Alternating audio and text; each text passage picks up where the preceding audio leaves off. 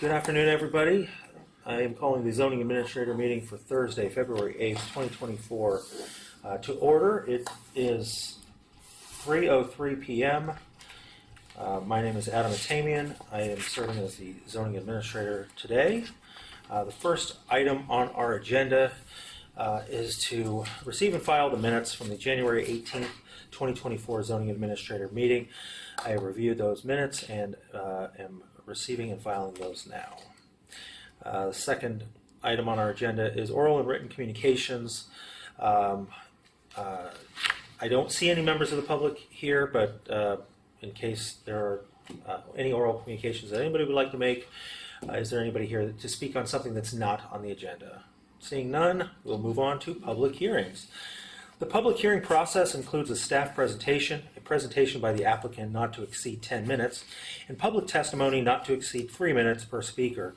Following closure of the public hearing, the zoning administrator will respond to questions raised during the hearing, discuss the issues, and act upon the matter by motion. Our first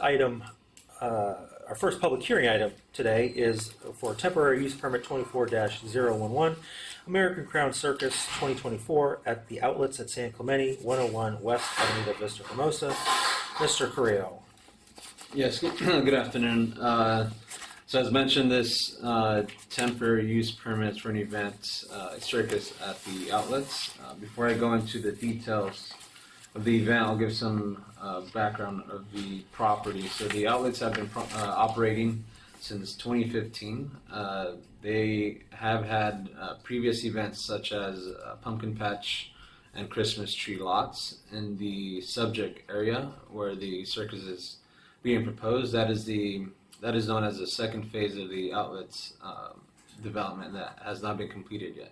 So for those events, a similar process has been applied, where a temporary use permit is required for those events as well. So the circus has operated at the outlets in previous years in 2022 and 2023. To date, planning has not observed nor is aware of any parking issues at the outlets or seen that the maximum capacity has been reached. So as far as the events, the circus will go for a total of 6 days. There are 2 sets of 3 consecutive days. The first set is from March 8th through the 10th, and then the second set will be from March 15th through the 17th. All events will operate within a time window of 3 p.m. to 9 p.m. With a setup in March 5th and March 6th, and breakdown scheduled to be on March 18th and the 19th. So the circus is a animal-free circus. It includes jugglers, tumblers, daredevils, flyers, magicians, and clowns. There are more details in the narrative letter provided in attachment 3.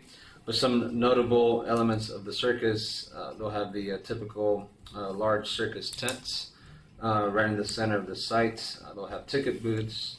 They'll have a security quarters trailer for security guards, food and beverage vendors with no alcohol. They're also proposing outdoor lights, which have been conditioned to be shielded and be in compliance with our lighting standards. They're also proposing an amplified sound, but that would be indoors only. So as far as parking, the event guests are expected to park at the outlets. The event operator is providing parking attendants that will help direct guests to open parking spaces to help mitigate parking congestion. So the zoning administrator, per code, is required to approve a temporary use permit for an event that lasts 3 or more consecutive days on a property, non-residential property, and not to exceed 24 days within a year. Hence why we're here today. So another part of the request the staff was looking into is that the event not interfere with other events going on at the outlets, such as the Cars and Coffee event. So we can confirm that there is no conflict with that event. So given staff's analysis, staff believes that the required findings can be made.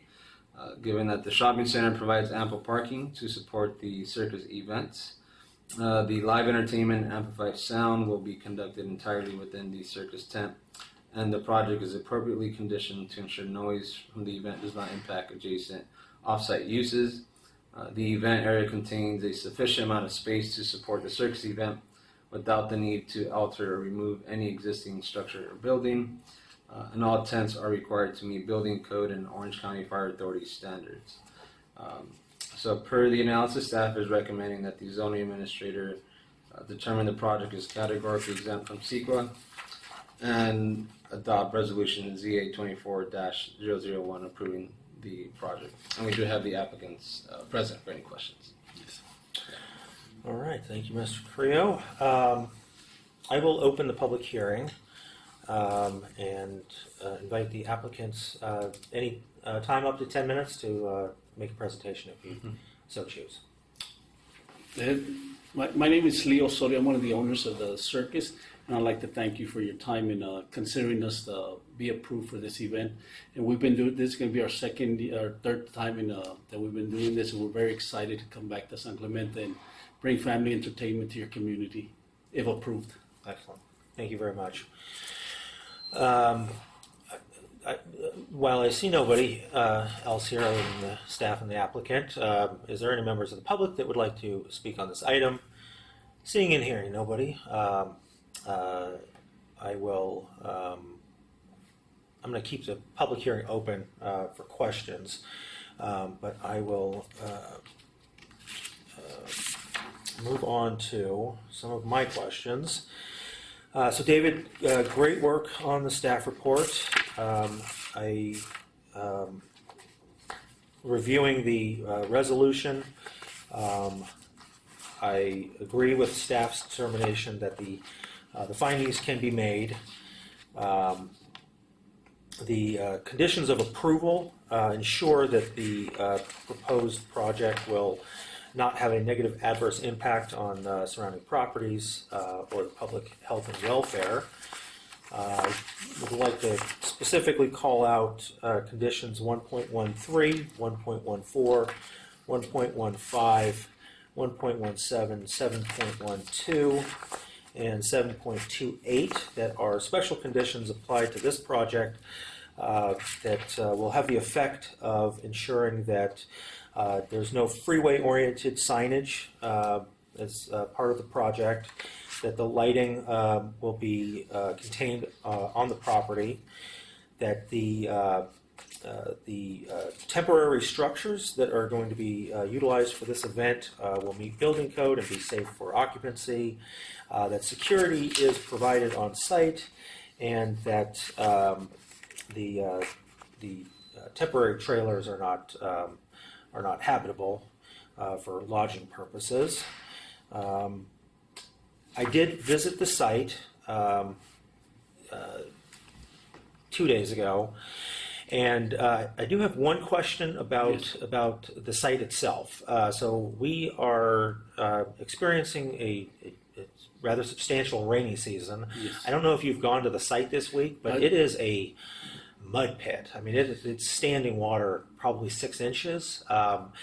Should there be significant rain in March, is that a concern, and how would that be addressed? We probably wouldn't be able to work if it's something like that. If it's we would just have to cancel the event. If it's we wouldn't be able to. If it's like I was at it today, and it looks like a lake out there. Yeah. So we're hoping that it'll work, that it won't be like that.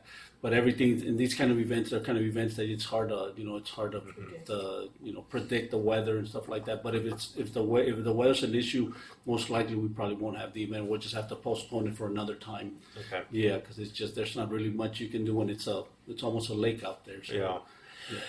So I believe in past years there was a delay of one of these events due to COVID, and I believe Mr. Creo, we were able to facilitate a modification to the permit to accommodate that delay. Yes. Do you feel that we need another condition of approval to discuss the possibility that should there be a rain delay, that that there be some flexibility in the timing? Or do you believe that the current conditions of approval are sufficient to allow for the city planner or community development director to make an administrative change should something like that occur? If you would like to add a condition, I would support that too, but we also have code provisions that allow an amendment request, Okay. and there's some I think language that if it's not a significant change, that it can be done administratively. as Okay. well. So we already have a process set in place for that. Okay, and then as part of the consideration for this application and part of the reason staff is supporting this is due to the fact that there are no other special events taking place at the outlets during the time that this is proposed. Correct. So I would, I don't think we need a condition of approval, but I think it should be reflected in the minutes that should there be a rain delay or a similar type of delay, that that you're basically on notice that in order to reschedule it, it will be dependent on what else is occurring on the outlet's property. Absolutely. To make sure that the new dates are as similarly least impactful as these dates have been Yes. identified to be. So with that, I think our the conditions of approval are sufficient, and I do want to let you know that I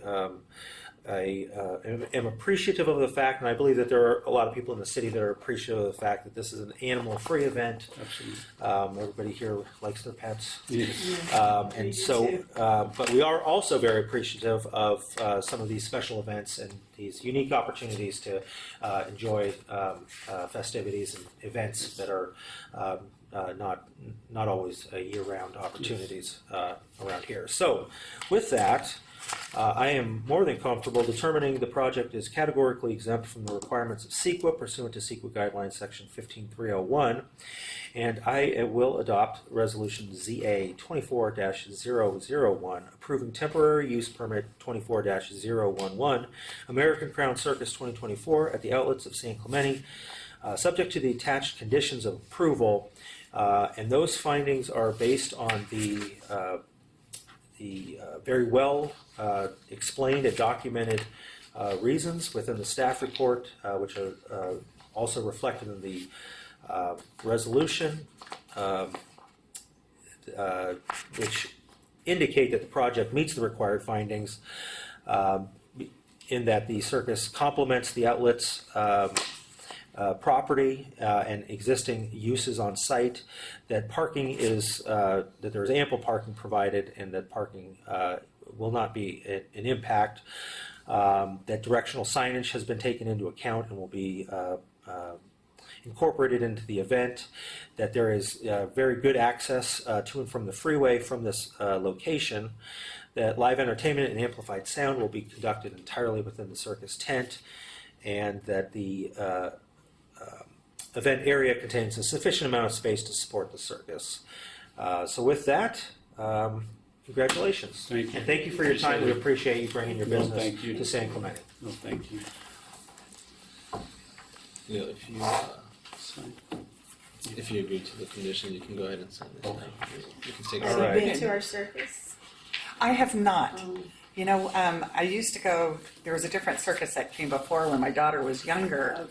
But now that she's 31, I've got to wait until I have grandkids and then I'll be there. All right. We have another item on the agenda, but we'll wait a couple No minutes. change to the conditions. There was no change No, to the it was just- conditions. No change in conditions. Got Yeah. Today's the 8th. Sweet. Thank you, Leo. Sounds really good, thank you. We'll stay in touch. Yeah, absolutely. Thank you. All right. I have one more item. Yeah. Okay. Thank you both very much. Have a great day. You too. You guys are welcome to come to our circus. Thank you. And we You look guys forward will to love it. it. Thank you. Bye, thank you, David. Yeah. Good luck. Yeah, thank you. Thank you. All right, that brings us to our second public hearing item. That is public hearing project 24-032 Car Resident Spa at 116 via San Sebastian. And Mr. Carrillo, take it away. Yes, so this is a minor exception permit request to install a spa. The project site is a corner lot within the Marblehead coastal residential area community, and it's a corner lot with street frontage on via San Sebastian. So the request again is for a spa within the front half of the property in the street side yard setback area of a single family residence. This is by code not allowed by right unless a minor exception permit is approved by the zoning administrator.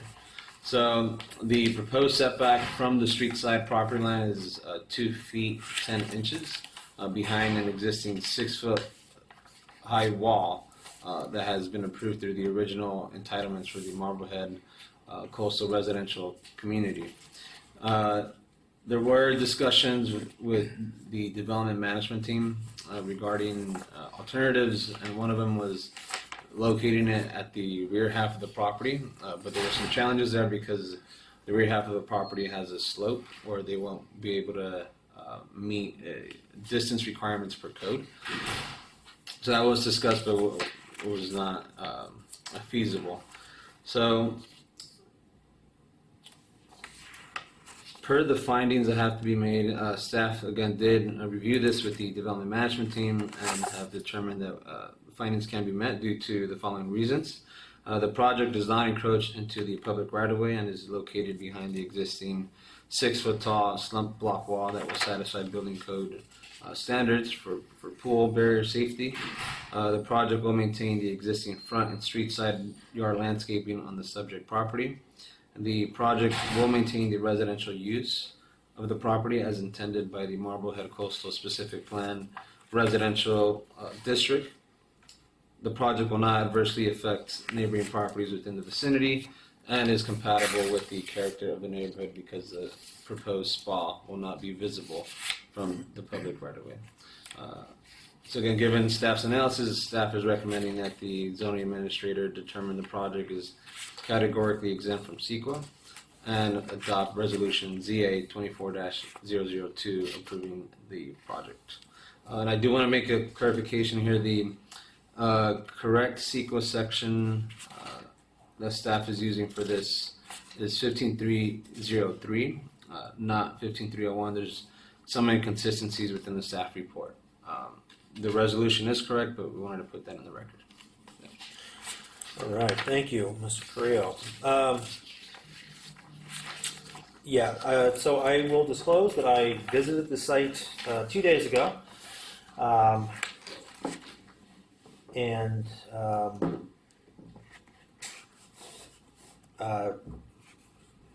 noticed that there is a steep topography in the back. There's clearly not enough room behind the residence to locate a pool. And I apologize. I will open the public hearing. The applicants, I do not see the applicants. I believe that they are out of town. Is that correct? Correct. I also see no other members of the public or anybody else in the room other than Tamara and yourself. So I'm going to assume that there's nobody from the public, but just to cover our bases. Is there anybody from the public that would like to speak? Hearing none. I will keep the public hearing open because I do have a couple questions of staff. But I did visit the site. The rear slope is not a feasible location for a pool. The existing residence consumes the vast majority of what I'll call the quality developable portions of the property. And it is nice that there is an existing wall which will completely screen the pool, and being that it's slump stone, will do wonders to mitigate any sound that's generated from the use of that pool. While there is a pool barrier requirement, what I'm not seeing in the conditions of approval are a requirement that the existing wall remain in place. And I'm hoping to talk through this a little bit. Since the wall was part of the original development, it's not entirely clear whether that is a structure that must be maintained in perpetuity, or if in the future they could decide to take down the wall and put up an iron, a wrought iron type of fence that is not only transparent but would not attenuate any sound that may be generated from the pool. So I think that's a necessity here. While I understand that the property is severely limited in its usable outdoor space, this location is it's basically across the street from 5 homes. And if this was to be, if this wall was to ever come down, and there was a potential that it could be replaced with a different type of pool barrier that doesn't provide screening or sound attenuation, I could see that becoming an impact for the neighbors. So I will address that condition towards the end, but I believe it's going to be necessary to ensure that that wall remain in perpetuity for the life of the pool.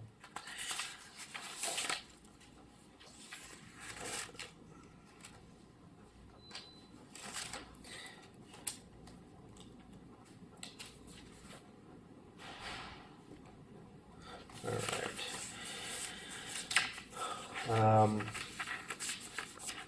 That was that. Did we? Have we received any comments from the neighbors? I have not been made aware of any comments. Okay. I have not received any communications related to this project, so I don't believe that there are any concerns that have been raised by the public. I do like that it's very clear from the staff report that driveway access is not an issue in this area of the lot, that the garage is facing a different property line entirely. And let's see here. Thank you for the clarification on the staff's recommended CEQA exemption. I do notice in the resolution that it is correctly identified as 15303.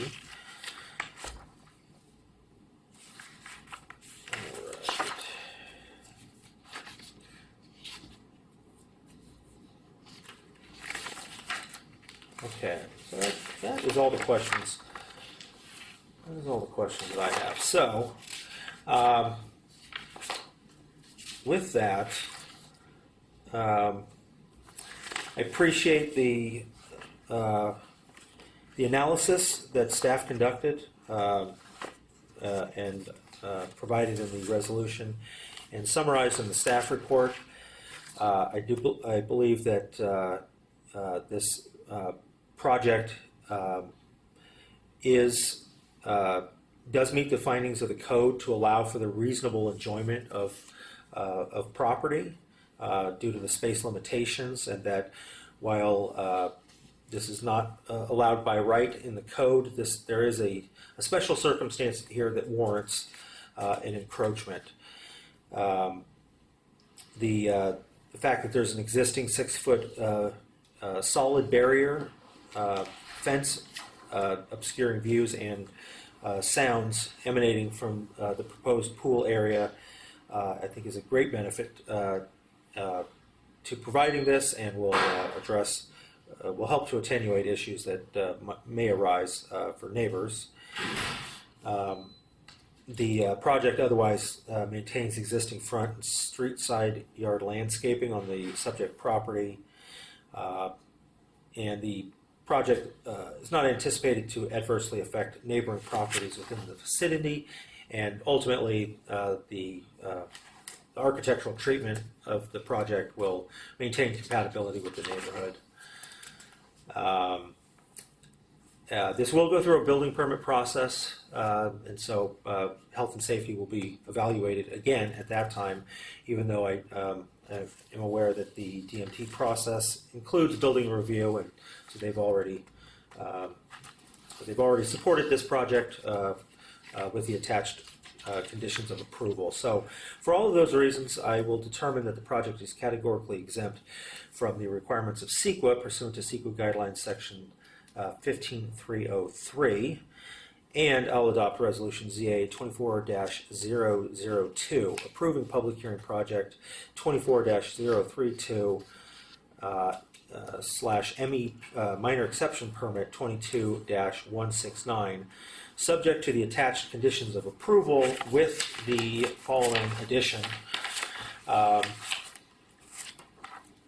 The addition of condition of approval 7.19, which shall state that the existing perimeter slump wall adjacent to the proposed pool location